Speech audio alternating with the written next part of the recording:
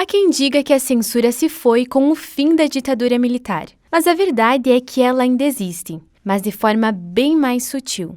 Hoje quem dita a censura não é mais o governo, são os patrocinadores. Nós conversamos com a editora de um jornal impresso, Nádia Hartmann, e ela nos contou um pouco como funciona tudo isso. A gente vive um modelo do jornalismo brasileiro, é um modelo privado, né? A gente vive num sistema capitalista e as empresas jornalísticas não são estatais, não trabalham com jornalismo independente, não é? Um jornalismo autônomo.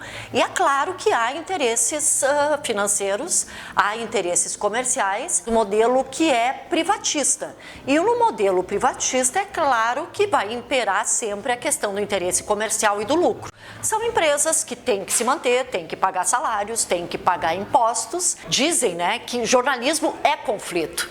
Então, enquanto esse conflito for um conflito realmente profissional, onde os jornalistas brigam no bom sentido, não é, para publicar a matéria independentemente, né, de ser anunciante ou não, e o setor comercial defende o interesse do anunciante, bom, é um conflito saudável e que faz parte, né, da própria atividade jornalística. Agora também a censura simplesmente imposta pelo setor comercial é que não vai funcionar. Quanto menor o jornal, não é, mais ele está sujeito, por exemplo, se um anunciante, determinado anunciante, cancela um anúncio numa grande, né, emissora de televisão ou um grande veículo de comunicação, não pode não fazer tanta diferença assim.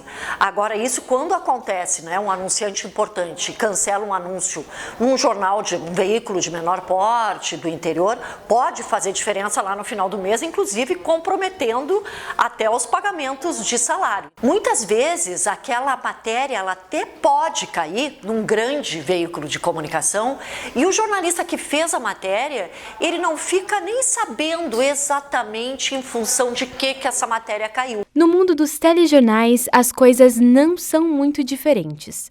O repórter, por exemplo, Leandro Zanotto, já passou por boas experiências e compartilhou algumas delas conosco.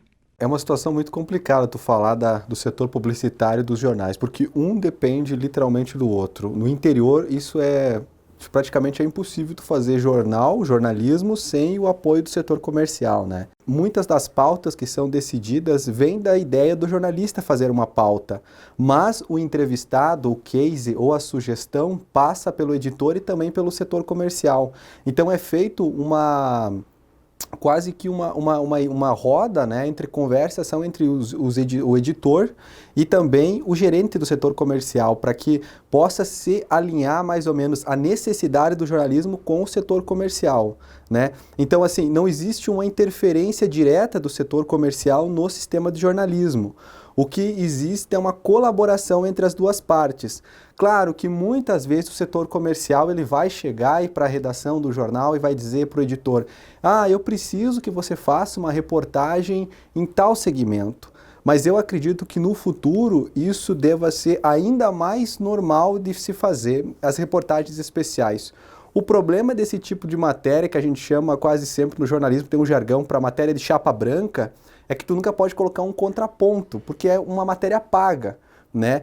E eu acredito que esse tipo de reportagem vai aumentar ainda mais no jornalismo, porque é um formato que principalmente os setores impressos têm investido para poder se manter e sobreviver no mercado, né? Censura ou editorial? Essa luta de poderes existe e afeta diariamente o jornalismo. A previsão para o futuro é que esse tipo de matéria apenas cresça, pois é difícil que o jornalismo independente se torne o mais consumido no Brasil. Infelizmente, assim, foram poucas as brigas que o jornalismo ganhou quando era um anunciante importante.